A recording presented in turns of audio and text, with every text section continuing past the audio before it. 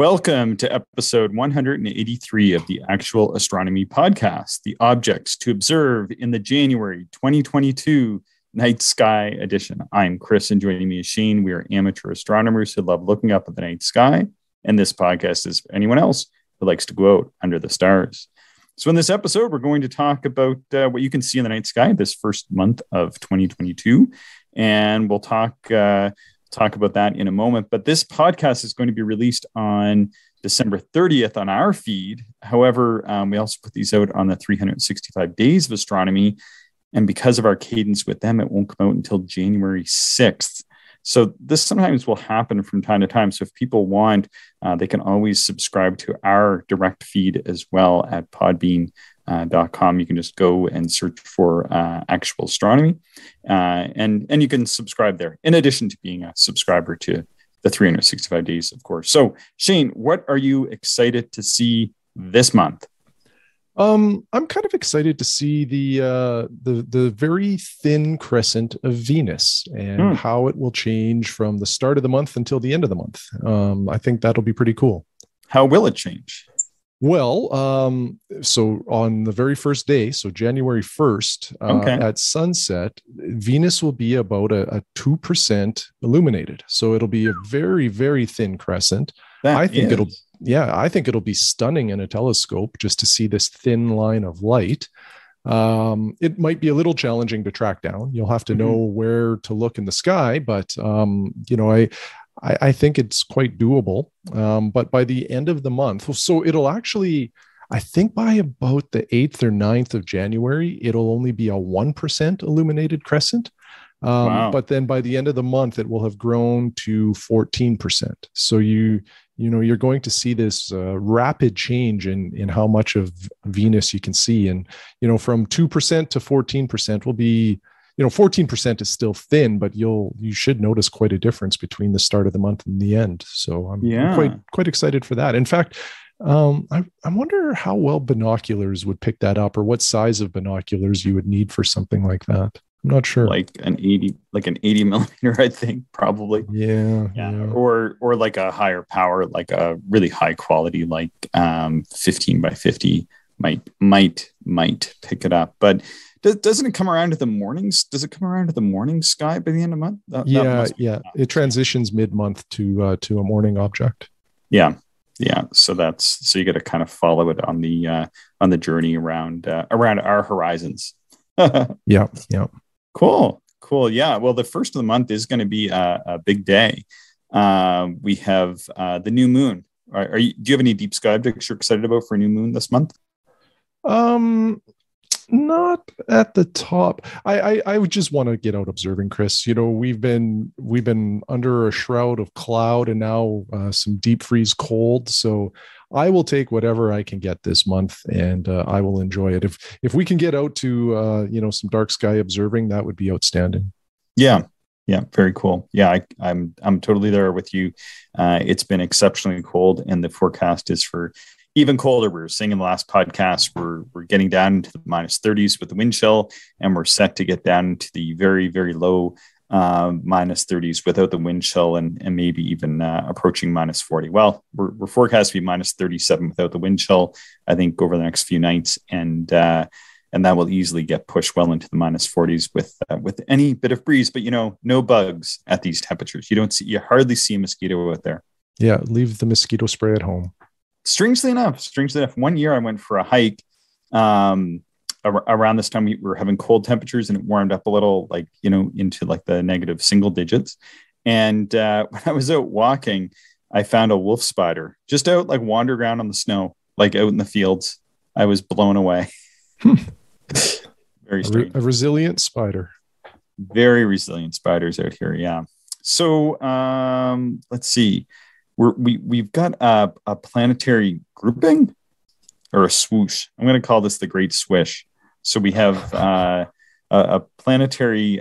It's not really a lineup. There's no real angle to it, but we have Jupiter, Saturn, Mercury, and Venus at dusk on these nights. So when we go out to observe that thin crescent of Venus, well, even if we don't get that thin Venus crescent, maybe there's going to be clouds low on the horizon, above and to the left of Venus. This is looking in the dusk, in the evening sky, and you're looking towards the southwest. Venus will be almost right on the horizon, and just above and to the left or to the northeast will be Mercury, followed by Saturn, and followed by Jupiter. So it's going to be a pretty cool planetary lineup. Although I think with our conditions anyway, and with these planets getting low down, I think seeing much in the way of details will be a bit of a challenge, at least for us. Yeah. It's really just to say you saw it. We won't see any detail when it's that close to the horizon. Too much atmosphere to look through.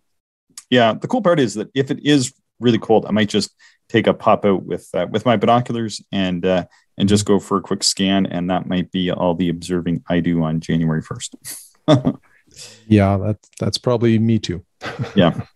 And then on the 3rd, we have some meteors peaking. So Shane, these are called the Quandratid meteors. And but we don't have a constellation that's named the Quadrant. Yeah, well, we don't anymore. A long time ago, there used to be, I believe. Yeah. And this meteor shower is, one of the better ones to see throughout the year. Like this one can reach 200 meteors per hour at its peak. So this one has a lot of action around it. Yeah. So these meteors appear to come out of the sky near the handle of the Big Dipper. They're actually over the line into the constellation of Bootes or Boötis. And anyway, there was an old, now defunct constellation called Quandrens Moralis. And this was a constellation that was dreamed up by an astronomer named Jerome Lalande in 1795. And what it was showing here was a wall quadrant that his nephew had charted the celestial sphere using, and anyway, it was between the constellations of Bootes, Draco, and Ursa Major, and now these contain the stars Beta, Bootes, and some of the other stars in Ursa Major. And I did put a diagram here from I think this is from Wikipedia or somewhere, and it kind of shows it sort of very loosely drawn out. Doesn't really look like a quadrant, and I guess some of the stars are in Hercules, Bootes, Ursa Major, Draco. Kind of spans like, sort of like the four corners. And these stars are not bright. I'm not sure how they dreamed this one up, but I kind of want to go and chase it down if you want. This was depicted in Bode's 1801 Uranographia Star Atlas, and anyhow, so it's one of those little interesting constellations.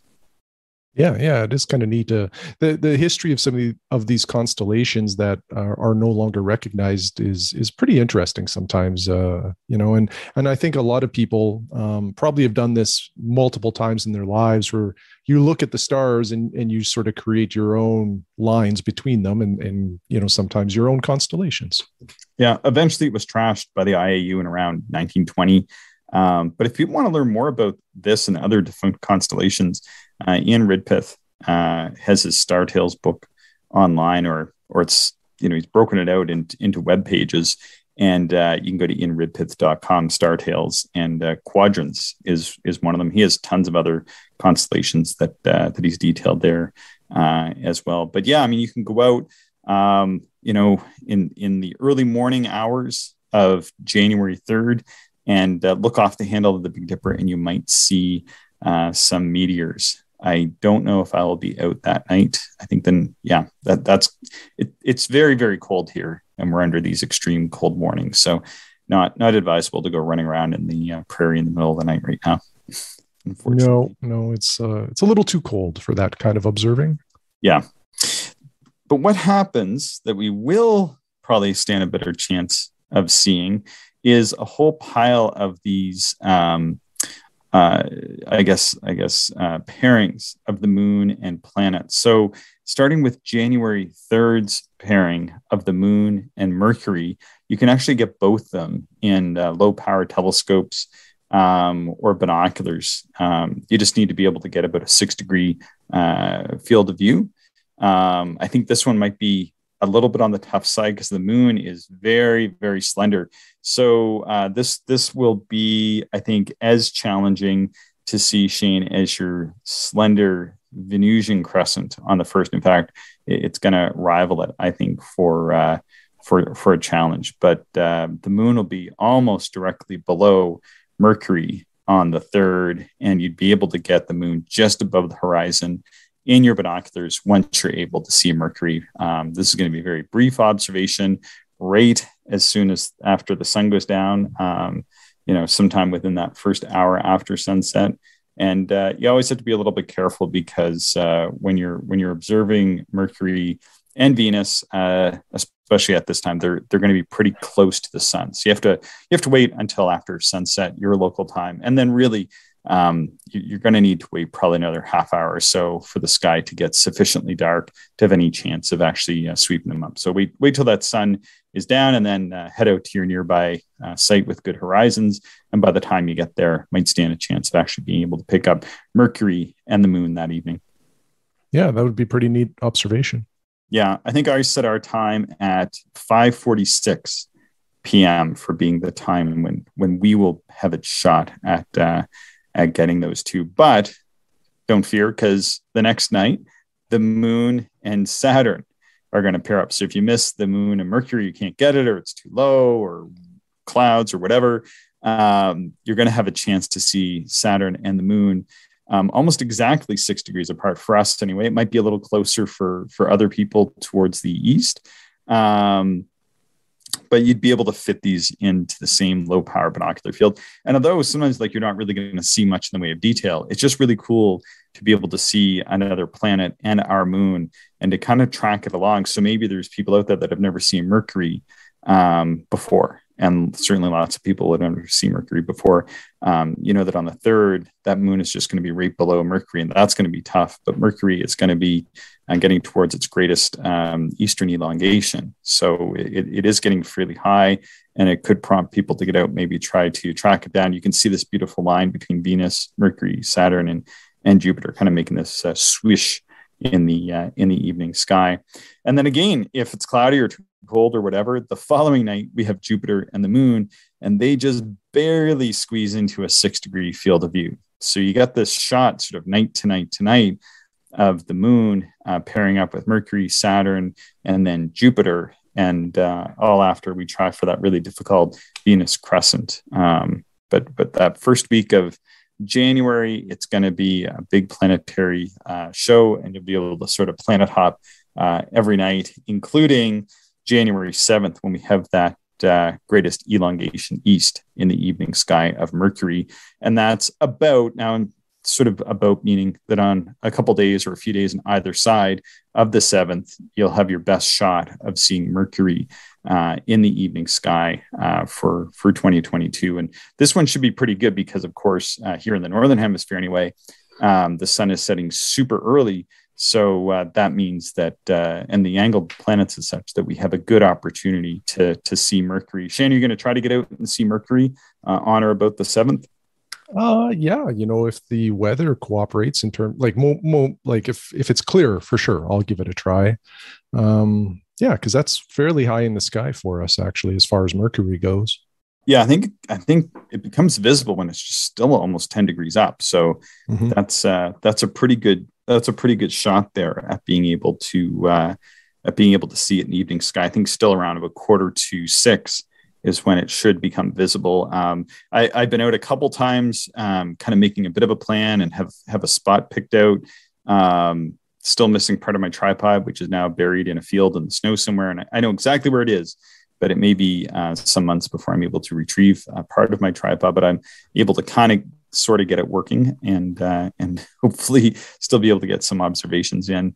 Then coming up on January 8th to the 17th. So I put this in, I kind of bracketed, probably the best night's going to be the 12th, but Saturn and Mercury are going to be in the same binocular field for about a week or maybe even a little bit more. So this will be kind of neat.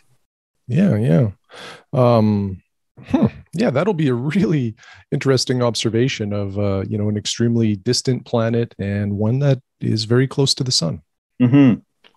Yeah, so kind of a bit mind-bending when you think about it like that, because Mercury is the closest planet to the sun, and of course Saturn being outside of the orbit of Jupiter, and our eighth planet. No, wait, sixth planet from the sun. I'm just talking about this live. This isn't in the notes or anything, but it's one of those things where just because they're in really different parts of our solar system doesn't mean that they can't occupy a very similar area in the sky. Now, this isn't like a great conjunction or anything like that, but I actually think seeing Mercury and Saturn together in the same field of view, that's going to be pretty interesting. And I think they do get close enough. I'm going to say about 4 degrees. Might be able to get them in my 32 millimeter mass CM in my 4-inch telescope. I think that would be pretty cool to see. But if not, they'll easily fit in like my ST80 or a 60 millimeter wide field scope.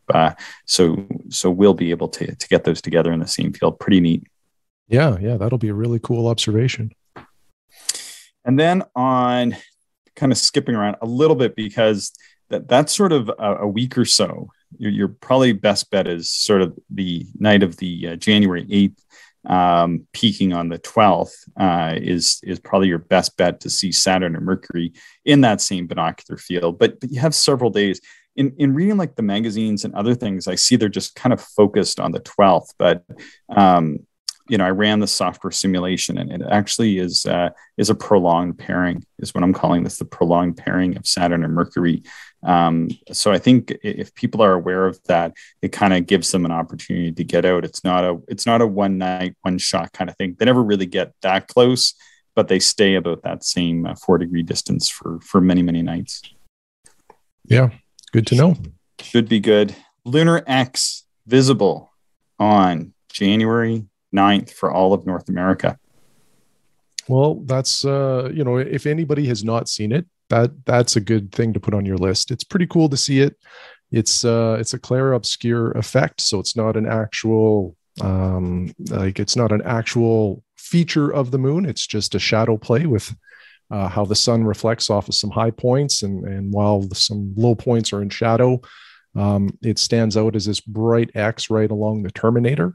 And then if you look, I guess, to the northern part of the moon, you'll see a lunar V as well on the same night. Mm-hmm. Yeah, pretty cool. I'm not sure if maybe I'll try to get out that night. I'm kind of hoping that we get into maybe the weather will warm up a little bit. Like I said, like I'm good as long as it's warmer than -28 with or without the wind chill.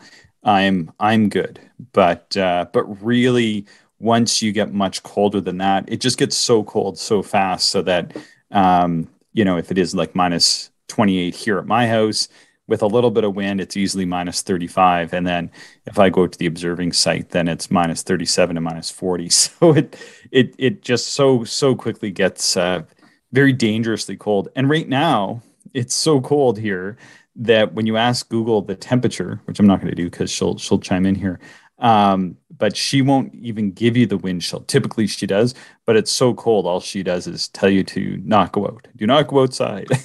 So it's too dangerous. So basically, usually she'll give the wind chill, but now she's just saying there's an extreme cold warning, so don't go out. The lunar straight wall. Have you ever seen the lunar straight wall? You've seen this, haven't you? Yeah. That's another really neat thing to observe. It's only visible at certain points in the month because you need a shadow cast from this ridge that exists on the moon. And through a photograph, it's kind of jagged and it's got some kind of bends in it.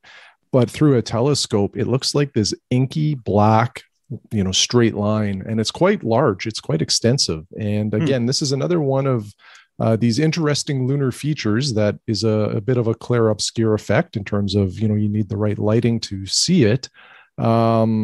This feature is pretty cool. So if you've not seen this one, it's another one that I would highly recommend. And this is going to be on January 11th. I mean, I'm like pausing here. I'm like, January. It's hard to believe we're talking about January already, but On January 11th, yeah, this lunar straight wall will be visible, and it's is it Rupus Recta? Is that what Yeah, it's called? Yeah, yeah, I mean yeah. it's a fault line, eh? Yeah, yeah, it's pretty neat. And like I say, it is quite long. I don't know. Do you have it here? Yeah, fault length 110 kilometers. Wow. Yeah, and like a lot of the craters that you'll see, depending on your aperture, like the diameter of some craters are 20 to 30 kilometers. So, something that's 110 kilometers really, really stands out as a large feature. Hmm. Wow, that's pretty cool. So with both the lunar straight wall and the lunar X, I wonder, can you see those in binoculars, or are these Mm. telescopic features? I've seen them in telescopes, but I don't think I've ever seen them in binoculars before. I think if they're binocular visible, you're going to need like a fairly largish binocular tripod mounted kind of deal, I guess. Yeah, that's a good question, Chris. If it's clear and I'm out observing that night, I'll try my 12 by 36s to see if I can pull it in. My guess is you'll need a little more aperture, but you never know until you try. And to be honest, I've never tried, so I'm not sure. Yeah, I looked it up really quick. Like in our local Sky News magazine here in Canada, it says you can see them in high-powered binoculars. So kind of Mhm, just what I just said. So, but mhm. yeah, I'd be curious. I'd be curious to hear if you can actually see those in your, because you have 12 by 36s, which they're not large in aperture, but they're decent in power, and you have the stabilizing feature there. So I think that'd be a good test just to see if that is visible. I'd be interested to know. Yeah, I'll give it a try if it's clear. Yeah, it's about 300 meters high. Huh. Don't Yeah, fall off that. If you visit yeah, the moon, watch out for that. yeah, yeah. Maybe there's a railing there to protect you. Yeah, talk about one small step, eh? Mm. Anyway, bad joke there. Okay, so I guess it's like a giant cliff then. Yeah, So yeah. maybe I'm reading. Some people say it's more of a gradual grade. Some people say it's kind of like a cliff. I guess just like the angle of it or something makes it look steeper. But maybe you would tumble down more so than just sort of fall off into the abyss. Hmm. Interesting. Just kind of reading a little bit about it. But anyway, we'll move ahead. We'll move ahead to January 12th. So January 12th, what is happening on January 12th, Shane? Well, our moon and a minor is Ceres a minor planet or just It an is. asteroid? Yeah, yeah. No, Okay, so it's a minor. Yeah, it sort of has transitioned right, from right. being an asteroid to a minor planet at some point in time. I think it's gone back and forth a little bit, but it's now Yeah. seen as a minor planet. Yeah, cool. So Ceres is something we've been talking about for a few weeks on the podcast since I think the beginning of December. But on January 12th, Ceres passes within 2 degrees of the moon. And it gets, I think, even closer for people that are further east than us on the planet Earth. So if you haven't seen Ceres yet, this is a great opportunity to find it because the moon is a good anchor object to kind of base your observation from. And if you're going to try this observation, just know that Ceres will appear stellar. It will look like a star. But if you come back, if you observe it early in the evening and then note its position amongst the star field and come back maybe at the end of the night or even the next day, you might notice that it's shifted a little bit compared to the background stars. And anyway, it's a great opportunity to observe a minor planet. Yeah, probably even if you started early enough in the evening, the moon's up. Moon's up, I think, at sunset that night, pretty much. You'd be able to probably detect that motion of Ceres over the course. And I remember that image that Stephen had sent us there back in late November, early December, and had plotted it even over the course of just I think it was like 2 or 3 hours or something like that. And you could actually see that motion. And Mhm. when Ceres is going to be near something like the moon, now the sky is going to be rotating a bit too, so you have to kind of take that into account. But you should kind of be able to see them sort of pass one another. You'll be able to detect some significant motion there between the moon and Ceres moving across the sky. It would be pretty cool to see, I think. Yeah, for sure. January 13th, asteroid Iris is at opposition and magnitude 7.7 in Gemini. So it's sort of right on that Canis Minor Gemini border Mhm. region. and it's coming in at magnitude 7.7. So that, I think that places it well within binocular range. I think even from the city, Shane. Yeah, for sure. Very accessible to a lot of folks. Definitely need optics of some kind, and same approach. Observe it, sketch its position, what you think is Iris, sketch its position versus the background stars, and then come back hours later or a night or two later and see if it's moved. And one of the cool things about this, and one of the places that I've gone when we were laying this out, is to try to put stuff in here that you and I can see quickly when it is so cold through our equipment. And then also we've had a lot of positive feedback from our listeners who have gone out and who go out and observe these minor planets and watch them traverse the skies and sketch them and just observe them in general, which is really cool. So if it's something maybe that you as a listener haven't attempted yet, this can kind of be a new thing to try, especially in the winter. If you live somewhere like us that gets very cold and you need to get that astronomy fix in, you just want to do something really quick, maybe something you haven't really done before, stretch your observing legs a little bit. Hunting down something like this it is a good place to start, because you should be able to do it pretty quick and easy, make your observation, then get out a few nights later and make it again. And even if it is like pretty cold, this is something you should be able to do, in like 15 or 20 minutes max kind of thing. If that's all I can handle in these temperatures, Shane. So, hey, I was wondering, are you able to put these images up on our show notes? Will that work? Yeah. So every month when we do the objects to observe, I put basically everything we're talking about, including the finder charts, will be uploaded to actualastronomy.com. No membership is required. You can just go there, download it, and then you have all these references if you wish to observe any of this stuff. And also, if you want, you can sign up just to receive notifications of when we post something new. We don't do anything with the information. It's really just sort of a convenience thing if you want it. We don't post show notes for every episode, but certainly this one we do. Okay, very cool. And thank you for doing that, Shane. Clearly, you're the one that does this, and I appreciate it. And our listeners appreciate that as well.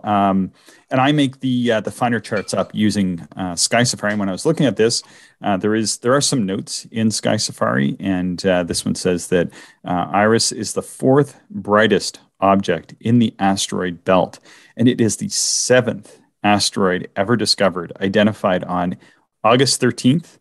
And I looked it up. I think that was also a Friday. Oh, really? That's interesting. I think so. In 1847, by the English astronomer J.R. Hind of Hind's Variable Nebula fame. And I remember that from when we did our episode on minor planets and asteroids that you could see. And we actually talked about this a few months ago. Sorry, I just banged my head nose against my microphone there. So there might be a bit of a bop. Asteroid Iris is named after the Greek rainbow goddess and attendant to Hera. And so this is particularly fitting, as Juno is the Roman version of the goddess of Hera, and Iris was first discovered following 3 Juno, that asteroid, by less than an hour of right ascension. So Iris is regularly coming within about 0.4 astronomical units of Mars. It's well tilted at 85 degrees, and that means that nearly a whole hemisphere of the asteroid receives constant daylight or constant darkness for an entire season. So the surface of Iris thus experiences extreme temperature differences, and the asteroid is probably composed of nickel iron metals, magnesium, and iron silicates. Iris is about 200 kilometers in diameter. So that's pretty big. Yeah, that's a good size for something in the asteroid belt. Yeah, pretty neat. So I think I'm trying to go out and take a look at these asteroids as one of my jobs as the RASC Observer's Calendar editor. I've come to know that there's stuff that's in the Observer's Calendar, which is stuff that I typically don't observe. So I'm trying to take on some of these things as my own sort of observing project, because I kind of feel like I can't be putting stuff in that I've never really gone and observed as much myself. Although, to be honest, I usually do track down a couple asteroids every once in a while when particularly well placed. So we're losing Comet Leonard, but we're gaining Comet P19 Borrelli. Shane, how bright is this going to get? Let me. I think it's further down there somewhere. yeah. So right now it's about 9.5 to 10 is what Charles, one of our listeners, had indicated. I don't see where you got it in the notes here. Oh, I think it's it's way down there. I think somehow it got pushed down to the bottom. It's 9.5, but it's brightening, and I think it's going to get up to maybe 7.9 or so. So that's going to place it well within the range of binoculars. Yeah, and the nice thing, especially for us Northern Hemisphere people, is that it's not on the horizon. This one is much higher up in the sky, which will make it hopefully easier to observe, because the downside to Leonard was that it was so low on the horizon at sunset that it really was lost in the twilight glow. You really couldn't visually observe it. I don't even know if you could photograph it, but Leonard was more of a morning object, whereas this should be easily observable in the evening as long as it's clear.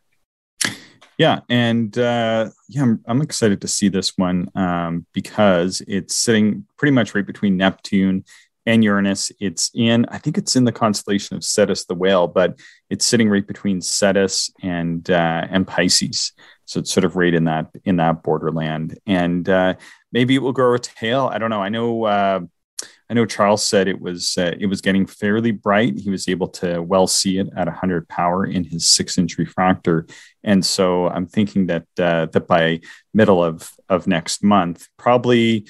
What was the date that I put on this? I put January 20th on as kind of the date that I'm picking for when it kind of should be getting towards its best, because it's going to be brightening up to that point. I don't think I did put in the magnitude on here, but I did look it up, and it was like 7.7 or 7.9 or 7.7 or 7.9 by that point in time. So I think that will be well visible there, Shane. So yeah. So what size telescope would be best used to view this, and what are some tips for people to try to enable them to see Comet Borrelli? Well, probably any telescope will work. I think anything 50 millimeters and up in aperture will work.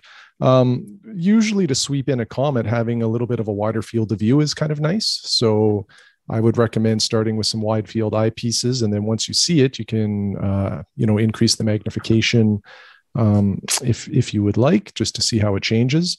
But when it comes to comets, especially ones that aren't naked eye visible, the more aperture you have, sometimes the better, especially to take in any of the faint tail that might exist, or the coma around the nucleus. More aperture will reveal more detail on these things. So I would say take as much telescope as you got. One thing that's neat, if people kind of, when people go to observe it, you're observing it just after, I think, like about 117 years after its discovery. It was discovered by Alphonse Borrelli at Marseille on December 28th, 1904. So you could go out, Shane.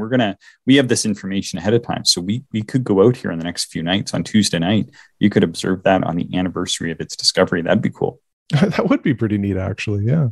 Yeah. So let's see. It's kind of come and gone as far as close approaches to Jupiter goes. And that's kind of moved its orbit a little bit. It had a close approach to Jupiter, several close approaches in 1817, 1853, and 1859. And then 6 close approaches to Earth, followed by 2 further close approaches to Jupiter. These were in and about 1936 and 1972. So it's kind of moved around a little bit. And what's neat about Comet Borrelli is, I think this was the one that the Deep Space One impactor flew into back in 2001, and it was steered towards the comet, and they took a look at it for a while. So anyway, just kind of neat. Borrelli seems to be broken into 2 pieces and canted about 15 degrees. So has sort of these 2 bowling pin type extensions to it. So anyway, yeah, pretty neat comet for people to take a look at. It's about 8 kilometers by 4 kilometers, and it's going to be well worth taking a peek at as it brightens up towards the end of January, I think. Yeah. Hopefully we can get out and get some observations of it. Sort of getting towards the end of the month, January 29th, we have the morning sky swoosh of the planets, which is the Moon, Mars, Venus lined up in the dawn. And you were saying, Shane, that Venus is going to show a 14% crescent at this point in time, I think.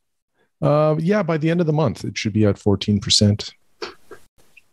And then we have this pairing on that 29th of the moon, very, very thin crescent moon, and Mars. And I think they're only going to be about 4 degrees apart in the sky. They easily fit in that sort of 6-degree field of view that I set up in Sky Safari there. So as the moon rises and joins Mars and Venus in the sky, it's going to be very, very close to Mars. Should be pretty cool to see.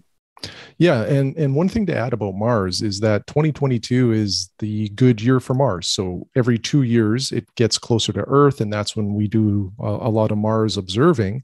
So I believe Mars reaches opposition or its closest point to us in December of 2022.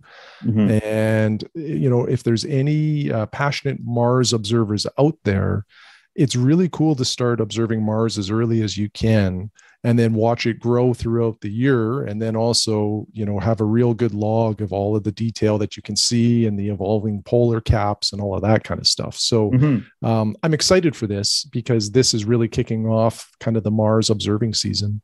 Mm-hmm. Yeah, it should be pretty interesting. Yeah, I'm really excited. Looking forward to another Mars opposition. Really enjoyed observing it through my 4-inch telescope last October. Not this just past October, but just over a year and a bit ago during its last opposition. This one's not quite as good as that one, but it's going to be a pretty decent one, I think. Yeah. It'll be well placed in the sky for us. When the planets are visible in the wintertime, they're quite high, which means we don't have as much atmosphere to deal with. So I'm excited for it. Yeah. And let's see, we have a couple more comets that are visible, not super bright. We talked about Comet Leonard, which is fading. I think some estimates recently were a little bit brighter than 4th magnitude. I think it was about 4th magnitude when I last saw it, about the middle of December. It's fading now. It's very, very low in the evening sky. Some people have been lucky enough to make quite a few observations of it, which is cool. Have Comet L3 Atlas, which is steady around 9th magnitude or so, best in the morning sky. I'm using data from the Comet observation site, cobs.si. That seems to be a pretty good spot to kind of get an overview there. So put that in the show notes would be appreciated. Then we have that 67P Churyumov-Gerasimenko, which is that comet that I think they tried to land the Rosetta on that time. And again, it's about 9.5 magnitude, but it's fading. And then we have Comet Borrelli, which is brightening. It's going to get about maybe as much as 2 magnitudes brighter than it is now, and getting up into that 7th magnitude range is kind of the magical range, because that's when it gets placed into binoculars or into the visibility of handheld binocular range. For backyard astronomers, that's when things start to get pretty exciting. Is once we get into 7th magnitude. So, but I don't think it's going to get much brighter than 7th magnitude. Although comets never cease to amaze and surprise. Yeah, they're super unpredictable. You never know what they will do. You never know how bright or not bright they will get. So that's part of the fun. You just observe them and see what they do. Yeah, cool. Well, Shane, do you have anything else to add to this episode? No, that's everything. Yeah, well, thanks, Shane, and thanks everybody for listening. Be sure to subscribe to Actual Astronomy in your podcatching software, and we're always excited to receive your observations and emails to actualastronomy@gmail.com. Thanks again, Shane, and thanks again to everybody for listening. Thank you, everyone, for listening, and we hope you enjoyed the show. If you are interested in more information, would like to contact us, or if you would like to support the podcast, check out our website, actualastronomy.com.